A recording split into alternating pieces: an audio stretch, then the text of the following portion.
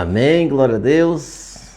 Estamos chegando aqui nesta quinta-feira em mais um momento com a palavra. Esse dia maravilhoso. Estamos aqui para levar a palavra de Deus até a sua casa, até a sua vida. Amém? Quero já agradecer a todos os irmãos, amigos que irão participar conosco nesta noite. Amém? Senhor Deus possa abençoar grandiosamente a vida de cada um dos meus amados irmãos. Glória a Deus. Amém. Estamos esperando aqui que os irmãos comecem a chegar. Aleluia. Glória a Jesus. Amém. Então, amados, o título da nossa palavra de hoje é Superando Todos os Obstáculos. É um título bonito, né? Realmente é uma palavra muito boa, né? Que vai falar muito aos nossos corações, né? Vai falar através do Espírito Santo. Vamos orar ao Senhor nesta noite. Pai que está nos céus, nós te adoramos, te louvamos, agradecemos a Ti, Senhor Deus, pela Tua infinita graça, pela Tua misericórdia, pela Tua bondade. Meu Deus, fala aos nossos corações de forma especial. Abençoa, meu Deus, Pai, a vida dos meus irmãos, dos meus amigos, das pessoas tão especiais que essa noite estará, Deus, assistindo a Tua palavra, estará, Deus, Pai, ouvindo do Senhor através da palavra. Pai, em tudo nós te damos graça, meu Deus, em nome de Jesus. Aleluia. Já está aqui a pastora Ceissa, minha fiel escudeira. Então que Deus possa estar nos abençoando. Amém? Glória a Deus. Então o título da nossa palavra, como eu falei, é Superando Todos os Obstáculos. Está lá em Marcos capítulo 2. Então nós vamos ler do versículo 1 até o versículo 12. Amém? É uma história que aconteceu com Jesus nos dias do seu ministério em Cafarnaum. Diz assim: dias depois, Jesus entrou de novo em Cafarnaum e logo se ouviu dizer que ele estava em casa. Muitos se reuniram ali a ponto de não haver lugar, nem mesmo junto à porta. E Jesus anunciava-lhes a palavra. Trouxeram-lhe então um paralítico carregado por 4 homens, e não podendo aproximar-se de Jesus por causa da multidão, removeram o telhado no ponto correspondente ao lugar onde Jesus se encontrava e pela abertura desceram o leito em que o paralítico estava deitado. E vendo-lhes a fé, Jesus disse-lhe ao paralítico: Filho, os teus pecados estão perdoados. Alguns escribas estavam sentados ali e pensavam em seu coração: como ele se atreve a falar assim? Isto é blasfêmia. Quem pode perdoar pecado a não ser um que é Deus? E Jesus, percebendo imediatamente em seu espírito que eles assim pensavam, disse-lhes: por que vocês estão pensando essas coisas em seu coração? O que é mais fácil? Dizer ao paralítico: seus pecados estão perdoados? Ou dizer: levanta-se, tome o seu leito e ande? Mas isso é para que vocês saibam que o Filho do Homem tem autoridade sobre a terra para perdoar pecados. E disse ao paralítico: eu digo a você, levante-te, pegue o seu leito e vá para casa. Ele se levantou e no mesmo instante, pegando o leito, retirou-se à vista de todos, a ponto de todos se admirarem e dar glória a Deus, dizendo: jamais vimos coisa assim. Aleluia, jamais vimos coisa assim.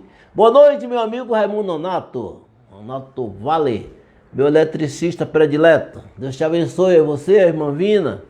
Um abraço para você. Um abraço também para a Suzete. Suzete já está por aqui, Suzete que compartilha conosco toda semana. Então vocês vão entrando aí, vai dando uma luzinha, Aí nós vamos estar sabendo que você está assistindo, Gessilei também já está por aqui. Graça e paz, uma noite abençoada a todos nós. Maravilha. Então, amados, como vocês viram, né? Se eu não falar o nome de alguém, vocês dão mais uma luzinha, uma boa noite, comente alguma coisa que eu vou, da maneira do possível, né? Cumprimentando, tá bom? Que às vezes passa muito rápido os nomes aqui no equipamento e a gente não consegue ver. Tá bom? Então estamos combinados assim, né? Estamos combinados. Então, amados, né? Como vocês viram, né, isso é uma história que aconteceu, né, com Jesus Cristo quando ele estava no seu ministério em Israel.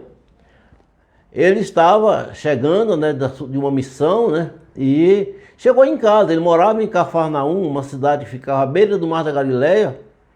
E ele chegando, né, ele entrou em casa.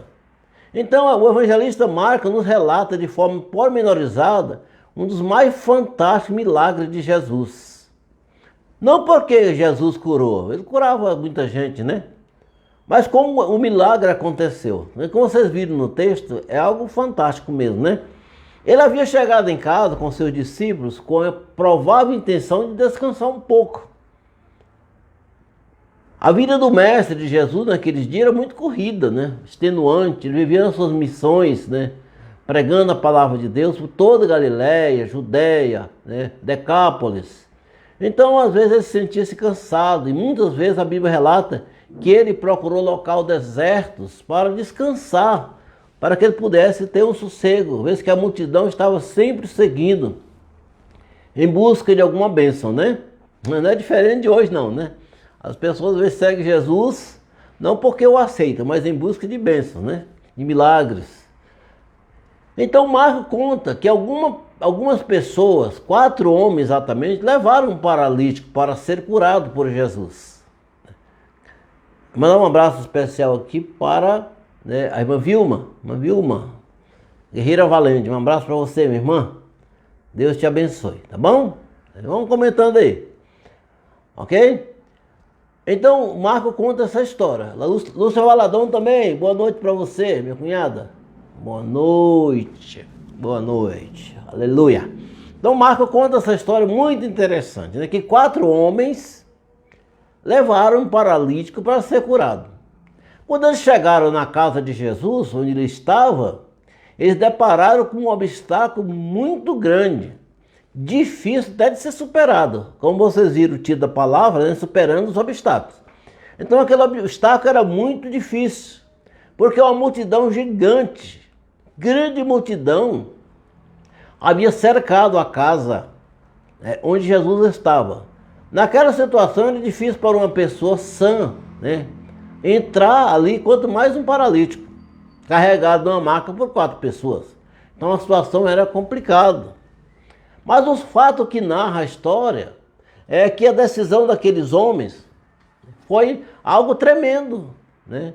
Eles não ficaram lastimando, murmurando, simplesmente agiram, né? Isso às vezes, essas decisões, né, que a gente tem que tomar nas nossas vidas, aqueles homens tomaram, né? E o que eles fizeram? Eles agiram movidos pela fé, certo de que a solução era contínuo acreditar que Jesus estando ali, a cura estava garantida. Então, o que eles fizeram, amados? É muito inusitado mesmo. Eles pegaram o paralítico, os 4 homens, subiram pela escada lateral, né, e chegaram até o telhado da casa, né, o eirado. E lá então eles removeram parte do telhado, parte da cobertura, e desceram aquele paralítico no local onde Jesus estava. Veja que situação, amados.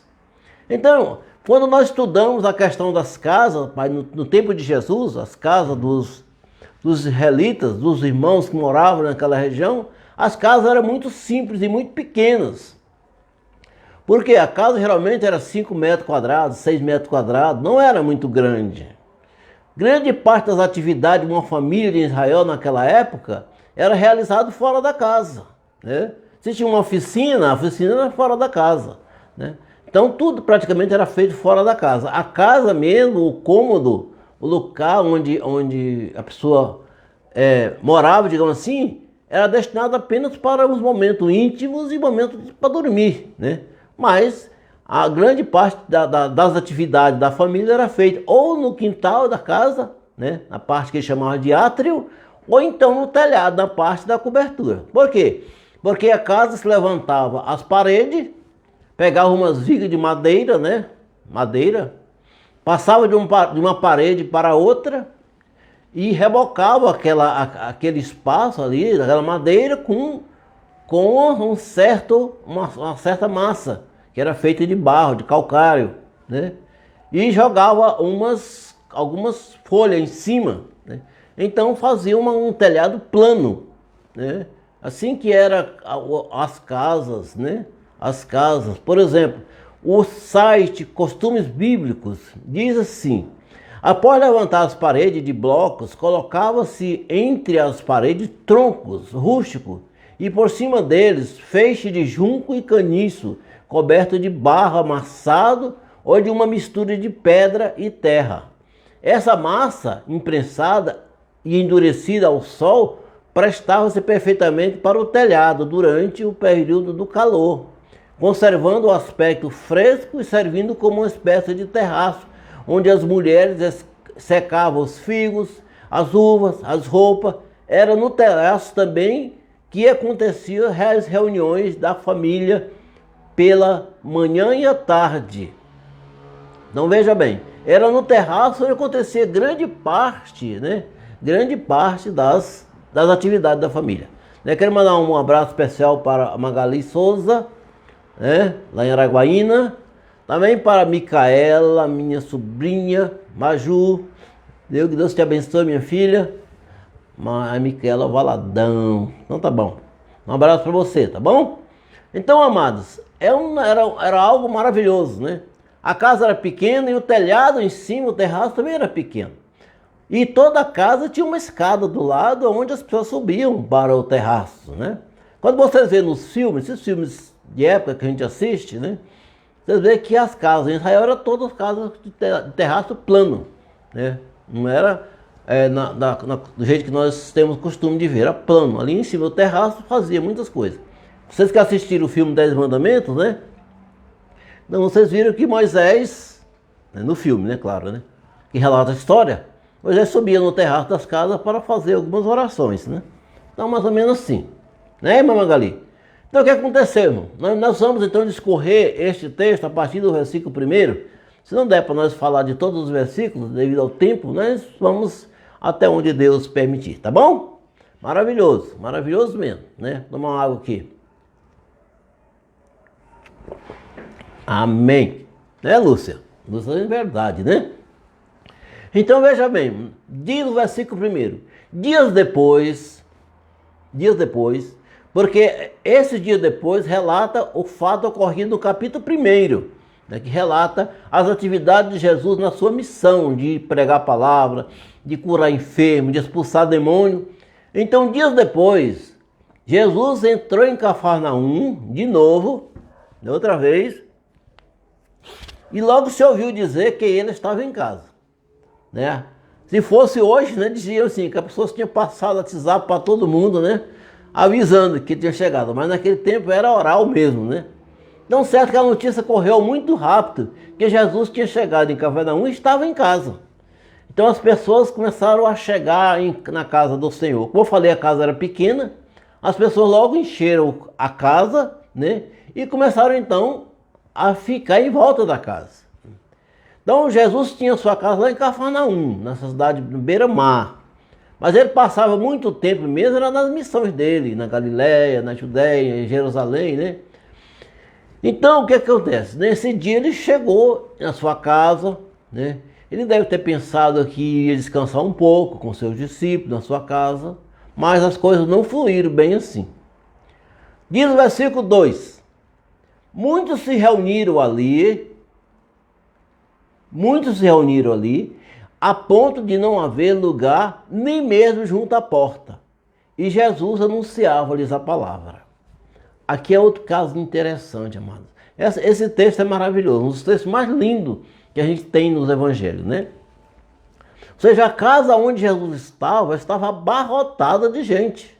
A multidão era tamanha que até a porta havia sido tomada. Qualquer oportunidade que Jesus tinha naquela época, amados, é importante nós frisar isso. qualquer oportunidade que Jesus tinha naquela época, ele usava para pregar a palavra, para falar de Deus, para falar do amor de Deus, para falar da salvação. E naquele dia não foi diferente. Quando Jesus viu que as pessoas chegaram à sua casa em grande multidão, ele aproveitou então para ensinar a palavra, para pregar, né? Para pregar, para falar do amor de Deus. Né? Às vezes nós não fazemos isso, né? Lamentavelmente, né? Quantas vezes, quanta oportunidade nós temos de falar do amor de Deus para os parentes, para os amigos, né? E às vezes nós não falamos, deixamos passar as oportunidades, né? E Jesus não era assim não, quando tinha oportunidade ele pregava mesmo, os discípulos também. Então, amados, que sejam exemplos para nós, né? Eu lendo essa palavra aqui, eu vi que às vezes nós somos tão falhos nessa questão de pregar a palavra, nas oportunidades que surgem em nossas vidas. Quantas oportunidades nós temos perdido de falar do amor de Deus para pessoas, de pregar a palavra, nas reuniões familiares, nos almoços, né? Nas comunhões com a família. A gente não aproveita para falar do amor de Deus, para dizer que Jesus salva. Foi para isso que ele veio, para salvar os perdidos, para curar os doentes, né? E é interessante que Jesus estava naquela situação, mas ele estava exatamente pregando a palavra. Ele esqueceu a possibilidade de descansar. Então, quando nós vemos a história de Paulo, amados, no livro de Atos todinho, nas cartas, nós vemos que Paulo, né? Paulo era um exemplo perfeito de Cristo. Era um perfeito imitador de Cristo. Por isso que ele diz, sede meus imitadores como eu sou de Cristo. Porque Paulo também aproveitava toda a oportunidade que aparecia para pegar a palavra, mesmo que fosse debaixo de chicote, de varada, de açoite. Mas ele não perdia a oportunidade, né? Que maravilha, irmão, que maravilha. Quanto nós temos que aprender a este respeito. Quanto? Mas o fato é, no desenrolar daquela história, Jesus pregando a palavra dentro da sua casa, a sua casa tomada de gente, até a porta não tinha por onde passar ninguém. De repente, né, trouxeram-lhe então um paralítico. Paralítico é uma pessoa que não anda, né? Verdade, né? Coisa lógica, né? Paralítico é uma pessoa que não anda. Mas aquela pessoa estava carregada numa maca por 4 homens. Então 4 homens carregavam ele. Não, no leito. Um em cada ponta, né? Quando eles chegaram diante da casa de Jesus, depararam com aquela situação, né? A casa cheia de gente, a porta tomada. Não tinha como entrar na casa. Mas aquilo foi obstáculo para eles? Não, amados, né? Não. O que nós entendemos, né, quando nós pensamos a respeito daquele paralítico, né? O que nós entendemos? Paralisia, amados, paralisia é algo terrível. Uma pessoa que não anda, uma pessoa que não caminha, né? Uma pessoa que é limitado. Não sei se naquela época existia, mas talvez nem existisse cadeira de rodas. A pessoa ficava no leito, ali todo o tempo deitado. Mas naquele dia, aquele paralítico arrumou 4 pessoas, amigos dele. Eu penso que fosse amigo, porque só uma pessoa muito amiga, uma pessoa muito chegada, poderia exercer um papel daquele, de carregar aquele homem, de levar ele até Jesus. Mas eles levaram. Então, amados, porque a situação dele não dava para ele ir andando. Paralisia é algo que limita, né? Que nos deixa inerte, né? E às vezes, irmão, eu estava pensando que a pior paralisia do homem, às vezes não é nessa paralisia física, que ocorre por qualquer circunstância. Às vezes a paralisia da nossa vida espiritual é muito pior às vezes. Quando nós somos limitados a falar de Deus, quando nós somos limitados a falar de Jesus, quando nós somos limitados a pregar a palavra, às vezes nós nos tornamos paralíticos também. Não fisicamente como aquele homem, mas espiritualmente paralítico, inerte. É o que eu estava falando há pouco, às vezes perdemos tantas oportunidades de falar da palavra de Deus, nós estamos inertes, limitados, paralisados pelas nossas limitações, pelos nossos obstáculos, né? Então, é uma espécie de paralisia também, né? Só que a paralisia do espírito, que é aquela que nós não vemos e o médico não cura, só Jesus e nós mesmos, né? Maravilha! Então Marcos não faz nenhuma referência sobre aquele homem. Quem era aquele paralítico? Quem era? De onde ele morava? Que família ele pertencia? Era assim no anonimato, que vivia a maior parte dos deficientes físicos de Israel. E outra coisa, mas existia uma tradição muito corriqueira naquela época em Israel, de que as doenças, a deficiência, elas eram causadas devido a pecado da pessoa ou da família. Você lembra aquele caso do cego de nascença? Quando Jesus chegou até ele, os discípulos perguntaram: Senhor, quem que pecou para esse homem nascer cego? Então eles levaram em primeiro lugar a tradição, né? Está escrito lá em João, no capítulo 9, versículo 2, diz: os seus discípulos perguntaram: mestre, quem pecou para que esse homem nascesse cego? Ele ou seus pais?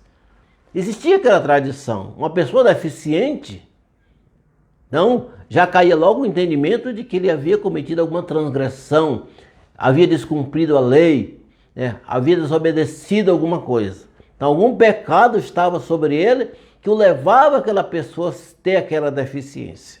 Então, por isso que os deficientes físicos naquela época em Israel, né, eram quase sempre abandonados, né, desprezados. Mas aquele homem tinha 4 amigos, né? Fala de 4 amigos. E é interessante nós pensar nisso, irmão. Pessoas que realmente se preocuparam com ele. E Marcos também não fala nada sobre aqueles homens. Quem eram aqueles homens? Né? Mas foi algo maravilhoso.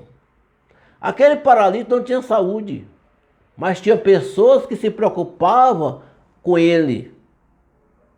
Então, às vezes, amados, nós não valorizamos as pessoas que estão em volta de nós.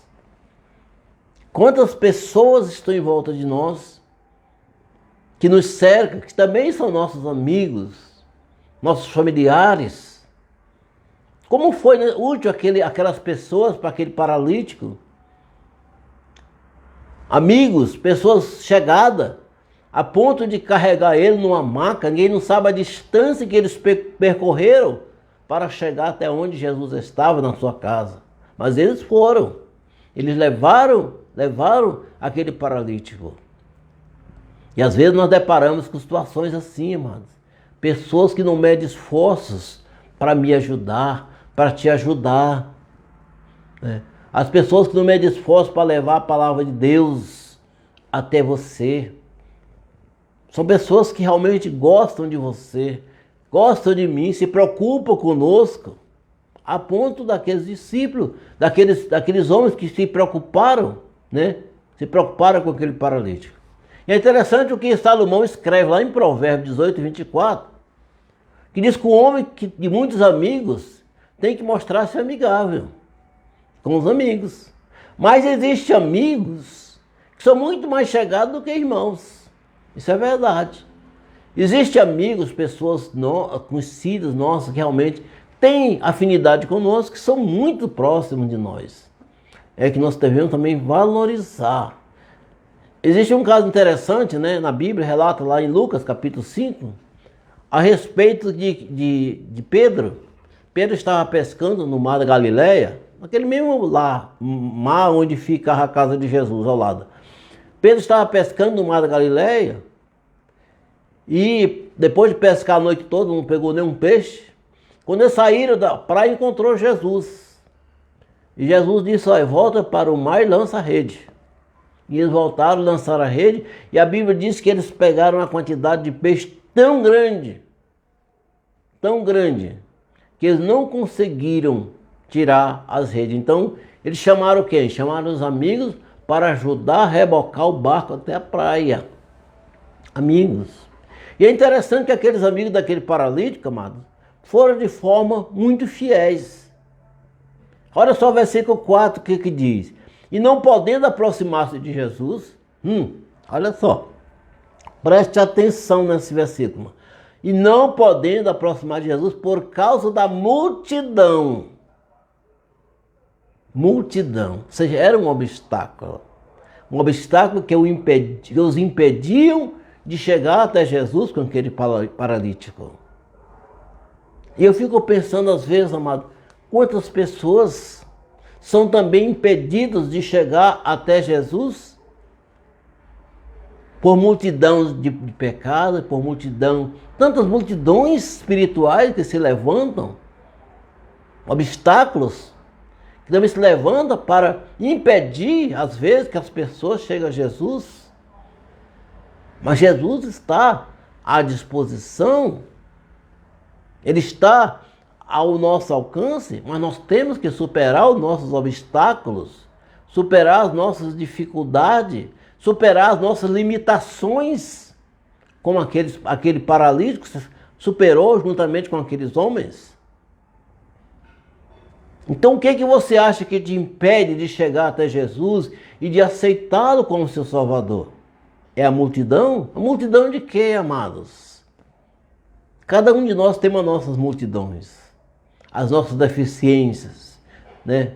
Nossos obstáculos, mas nós temos que superar, nós temos que enfrentá-los, para que nós possamos então chegar aos pés do Mestre e ser curados. Às vezes não curado de uma paralisia física, mas de uma paralisia espiritual limitadora. Jesus está nos esperando. Nós temos que dar o primeiro passo. Nós temos que nos achegar a Ele. Nós temos que aceitá-lo, né? Mas vamos continuar lendo o versículo 4. Diz assim: e não podendo aproximar-se de Jesus, por causa da multidão, subiram na casa. Olha só, amados. Não era fácil, amados, subir na casa. Mesmo que tivesse uma escada lateral, como era costume de todas as casas lá ter uma escada, mas subiram na casa carregando uma maca com um paralítico. Imagina a fé que aqueles homens tiveram. Eles tiveram certeza. Eles confiaram. Eles não duvidaram. Eles tinham que colocar aquele paralítico diante de Jesus. Interessante, amados. E ali então ele diz o versículo, continuando: subiram na casa e removeram o telhado no ponto correspondente ao lugar onde Jesus se encontrava, e pela abertura desceram o leito em que o paralítico estava deitado. Oh, maravilha, irmão! Isso é fé, isso é disposição. Então, amado, aquela escada funcionou como um processo. O telhado, chegar ao telhado era o propósito deles. E chegar a Jesus era alcançar a promessa de cura. Vocês estão entendendo? Né? Jesus está esperando, né, pastora Ceissa? Então, amados, era o objetivo daqueles homens, o propósito deles era chegar até o telhado. Para que ali então eles pudessem realizar aquele intento que eles tinham de remover o telhado.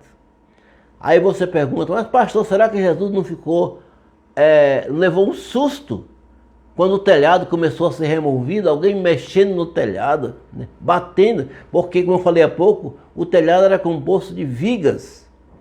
E para abrir o telhado a ponto de descer uma pessoa, eles tiveram que remover as vigas que sustentavam, né, o tapume. Mas Jesus, como conhecedor de todas as coisas, ele não importou com aquilo, ele sabia o que estava acontecendo. Seu Espírito revelou a ele o que estava acontecendo. Um milagre muito grande estava para acontecer ali. Oh, meu Deus! Como às vezes a gente falta tanta fé em nossas vidas. Às vezes falta tanta disposição, coragem. Quantas vezes nós nos deparamos diante de uma limitação simples, estancamos. Dizemos: não vai ser possível. Eu não consigo, eu não sou capaz. Irmão, nós não somos capazes não, mas Jesus é o que nos dá a capacidade. A situação daqueles homens, carregando um paralítico, subindo uma escada, amados, chegando a um telhado, desmontando o telhado, porque o barro que cobria as vigas devia estar muito seco, aquele barro já. Mas eles não se importaram com isso. Eles chegaram, idealizaram mais ou menos onde é que Jesus estava, quebraram, tiraram o barro que estava em cima das vigas, retiraram as vigas e o que aconteceu? Desceram o leito em que o paralítico estava deitado. Glória a Deus. A atitude daqueles homens que conduz aquele paralítico nos ensina muito. Primeiro, eles não mediram esforços para alcançar seus objetivos. Eles não mediram esforços. Eles sabiam que tinham que fazer algo para que poder transpor aqueles obstáculos que eles encontraram em primeiro momento. Se não puderam entrar pela porta, eles abriram um caminho para chegar à verdadeira porta, que é Jesus. Então nós temos que aprender muito com aqueles homens. Eles não mediram esforço para alcançar seus objetivos. Eles aplicaram o primeiro conceito da fé, que é acreditar sempre e não duvidar. Eles sabiam que Jesus, somente Jesus, poderia dar saúde àquele doente. E por último, nada poderia impedir que eles se aproximassem de Jesus. Vocês estão entendendo, amado? Isso é fé. Isso é crer. Porque eles sabiam que Jesus jamais deixaria de realizar aquele milagre, de curar aquele enfermo. Porque Jesus não rejeita as pessoas que o procuram. E é algo maravilhoso, amados. A multidão era maior do que o paralítico. Mas a fé do paralítico era maior do que a multidão. Ele exerceu fé. E aqueles homens que estavam com ele o acompanharam na sua decisão, no seu propósito. Ele queria ser curado. O capítulo 11 de Hebreus, que é o capítulo da fé, nos relata coisas interessantes. E um dos fatos interessantes do versículo 3 do capítulo 11 de Hebreus, que fala que pela fé, nós entendemos que o universo foi formado pela palavra de Deus. É pela fé. Nós não vimos Deus fazer o mundo, mas nós acreditamos que ele foi feito por Deus, porque a palavra de Deus diz. De maneira que o visível veio a existir das coisas que são invisíveis. Fé, acreditar. E aqueles homens acreditaram. Aquele paralítico acreditou. Ele não duvidou em nenhum momento. Desculpem. Ele não duvidou. E uma grande dificuldade que nós temos, amados, de receber nossas bênçãos, de ser alcançados os nossos milagres, de ser superadas as nossas deficiências, é algo que nós chamamos de incredulidade.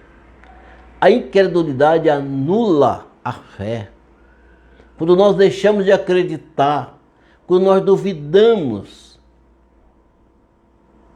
a nossa fé, ela se torna tão pequena e tão, às vezes, até aniquilada mesmo.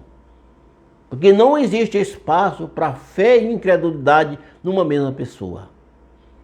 Nós temos que crer e absolutamente crer. Isso é fé, conforme diz no versículo 1 do capítulo 11 de Hebreus. Fé é a certeza das coisas que nós não vemos, mas nós acreditamos, nós confiamos. Isso é fé. E aqueles homens exerceram algo tão importante na vida de uma pessoa, que é acreditar, crer e não duvidar. Aquele paralítico, não se sabe a idade dele, mas certamente ele tinha muitos anos que estava naquele leito, dependendo das pessoas para ser carregado para outro lugar. Mas naquele dia, ele tomou uma decisão importante.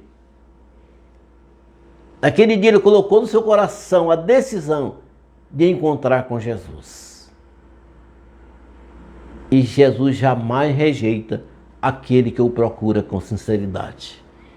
Aquele que se entrega com sinceridade. Estão entendendo, amados? Então, né? Que bom. Que bom que vocês estão entendendo.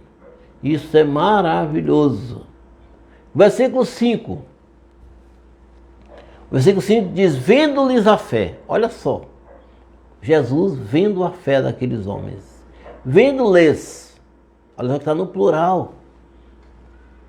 Não apenas a fé daquele paralítico, mas também dos homens que estavam com ele. Porque se aqueles homens que estavam com ele não tivessem acreditado também, ele não conseguiria romper aquela dificuldade. Se aqueles homens que estavam com aquele paralítico não tivessem disposto de levá-lo até o telhado, de abrir o telhado e de descer a maca, ele não conseguiria fazer. Mas também aqueles homens exerceram fé, acreditaram que ali dentro daquela casa estava a cura, o homem que cura, a porta. Estava ali Jesus Cristo. É Ele que cura todas as nossas enfermidades. É Ele que sara. É muito interessante aquele versículo de 2 Crônica, capítulo 7, versículo 14. Se nós cremos em Jesus, nós cremos no Senhor, se nós o buscar de todo o nosso coração, nos converter, Ele sara as nossas vidas. Né, pastora 6? É isso aí. Então, vendo o versículo 5 aqui, irmão, diz assim, vendo-lhes a fé, Jesus vendo a fé daqueles homens, Jesus disse ao paralítico, olha só. É interessante, por que Jesus disse ao paralítico e não aos homens? Porque os homens estavam no telhado. Eles não desceram apenas no paralítico. Afinal, o paralítico precisava de cura. Tudo é maravilhoso, né? As coisas que cercam o Senhor é maravilhoso. São maravilhosas. Diz assim, vendo-lhes a fé, Jesus viu a fé dos 5. Mas nesse momento ele disse ao paralítico que estava diante dele, filho, os seus pecados estão perdoados. Aqui começou a confusão com os escribas e fariseus. Ou seja, a nossa fé revela, o que eu estou falando para você, a nossa fé, aquele homem teve tanta fé, demais que por quê? Porque a nossa fé revela quem nós somos. A nossa fé revela quem nós somos. A nossa fé revela a nossa disposição de prosseguir no propósito. Quantas pessoas que aceitaram Jesus, até se batizaram e se desviaram? Amados, em 35 anos, quase 36 anos de ministério militante, quantas pessoas eu já vi aceitar Jesus, descer as águas, e onde já estão hoje muitas dessas pessoas? Porque não exerceram a fé, não acreditaram, não suportaram os obstáculos, não superaram as multidões que surgiram nas suas vidas. Mas aquele paralítico superou, porque a fé, irmão, a fé revela quem nós somos. Se nós tivermos fé, nós seremos pessoas constantes, decisivas, decididas, melhor dizendo. Se nós tivermos fé, nós vamos ter disposição para seguir o propósito da fé, que é alcançar a salvação em Cristo Jesus. A nossa fé revela também o nosso nível de relacionamento com Deus. Isso é algo maravilhoso. A nossa fé revela o nosso nível de relacionamento com Deus.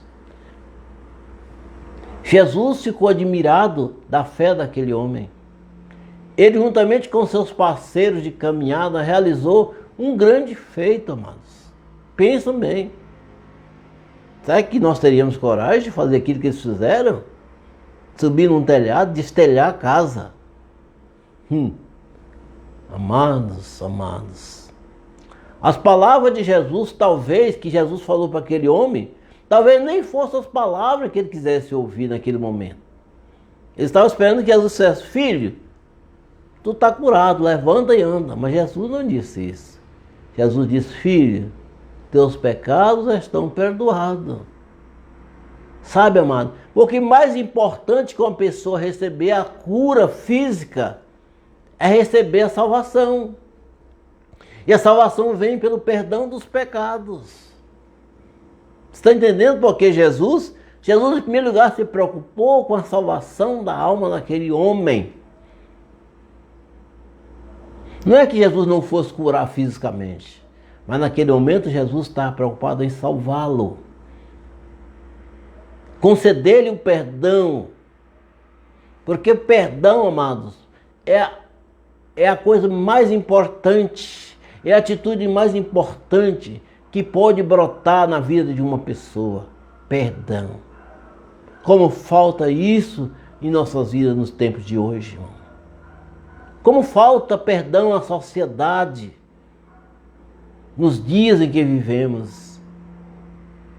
As pessoas não se preocupam em perdoar, nem desculpar, quanto mais perdoar. Mas nós temos que exercer o perdão, para que Jesus exerça o perdão em nossas vidas. Quem diz o Pai Nosso? Perdoa as nossas dívidas ou as nossas ofensas, assim como nós perdoamos aquele que nos tem ofendido. Perdão é algo maravilhoso. Então, a primeira coisa que Jesus fez naquele momento foi perdoar os pecados daquele homem. Ora, certamente aquele homem queria ouvir outra palavra, uma palavra de cura física, mas Jesus se preocupou com a cura da alma. Sabe, amados, a cura da alma. Filho, os teus pecados, olha só, filho, teus pecados estão perdoados. Não foi isso que Jesus falou também para Maria, quando Maria foi, enxugar os seus cabelos, os seus pés com os seus cabelos? Lucas capítulo 7, 48, fala.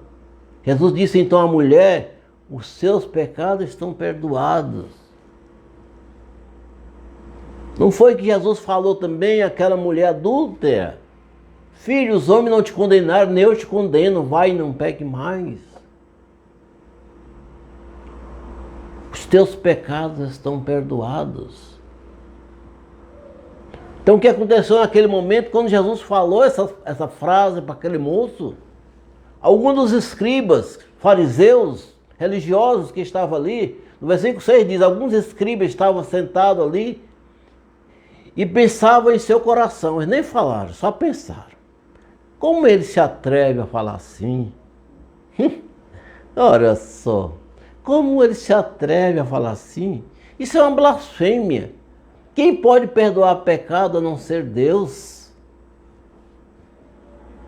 Não, mano. Jesus pode perdoar pecado. Os meus pecados, os seus pecados. Porque o seu sangue nos purifica de todo o pecado. Está escrito lá na carta de João. O sangue de Jesus nos purifica de todo o pecado. Então Jesus pode perdoar pecado. Que aliás foi para isso que ele veio, para nos trazer a salvação, o perdão dos nossos pecados. Então, amados, era uma grande dificuldade para aqueles fariseus religiosos da época aceitar aquele negócio. Eles contestavam a autoridade de Jesus. E eu analisando, sabe, amados, essa questão existe até hoje. Muitas pessoas ainda duvidam que Jesus pode perdoar pecados, pode salvar. Acha que isso tudo não passa de uma fábula. Não, amados. Pelo amor que Jesus tem por mim e por você, Ele perdoa nossos pecados, nos salva e cura todas as nossas feridas. Sabe, amados? Paulo escrevendo na sua carta aos Romanos, no capítulo 4, no versículo 7, ele diz: bem-aventurados aqueles cujas maldades são perdoadas, cujos pecados são cobertos ou perdoados. O grande Paulo escrevendo. No versículo 8, Jesus percebendo imediatamente em seu espírito, porque os homens não falaram, eles pensaram no seu coração. Mas Jesus imediatamente percebendo em seu espírito que eles assim pensavam, disse-lhe: por que vocês estão pensando essas coisas em seu coração? Por quê? Por que estão duvidando? Sabe, amada, a dúvida é a irmã gêmea da incredulidade. Quem duvida porque não crê. Quem não crê porque é incrédulo. Vocês estão me entendendo, amados? Por que vocês estão pensando essas coisas em seu coração? E o versículo 9 ele diz: o que é mais fácil? Dizer ao paralítico: os teus pecados estão perdoados, ou dizer: levanta, toma o seu leito e ande? Então o que é mais fácil? Era tudo muito fácil para Jesus dizer. Mas Jesus primeiro perdoou os pecados daquele homem. Fez com que aquele homem alcançasse uma graça muito maior diante dele, que a salvação da alma, o perdão dos pecados. Então, amados, como vocês veem, existe uma estreita relação entre essas duas frases. A nossa cura física está quase sempre subordinada à nossa cura espiritual. Por isso é que, quando nós aproximamos de Deus, temos que pedir perdão para depois pedir a cura. É por isso que Jesus ensinou no Pai Nosso: perdoa as nossas dívidas, assim como nós perdoamos aos nossos devedores. Porque se nós não conseguirmos perdoar as pessoas que nos têm ofendido, como queremos que Deus perdoe a nós também? Como? Não é assim. E o versículo 10 diz, Jesus falou para ele: mas isto é para que vocês saibam que o Filho do Homem tem autoridade sobre a terra para perdoar pecados. Que maravilha! Glória seja dada ao nosso Deus. Cristo tem autoridade na terra para perdoar os meus pecados e os seus pecados. Toda autoridade está sobre ele. Jesus falou: toda autoridade está sobre ele, porque Deus deu. Ele tem autoridade para perdoar os nossos pecados. Então, dito isto, Jesus dirigiu-se ao paralítico e disse: eu digo a você, filho, levante-se, pegue o seu leito e vá para a sua casa. É interessante, amado, esse negócio. Essa ordem de Jesus: toma o teu leito e vá para a tua casa. O que isso nos ensina também? Ora, aquele paralítico estava tanto tempo deitado naquele leito, certamente ele queria ficar livre dele. Né? Seja a última coisa que ele queria ver na vida dele era aquela cama, aquela maca. Ele queria ficar livre daquilo, pôr fogo naquele negócio. Mas Jesus falou que pegue o seu leito e vá para casa. Porque o leito daquele homem o ensinava, mostrava para ele quem ele tinha sido. Levar aquele leito para casa era dar um ensinamento que toda vez que ele olhasse para aquele leito, ele ia lembrar que um dia fui paralítico, um dia fui pecador e Jesus me salvou. E é interessante isso, amados. Jesus às vezes nos coloca à prova.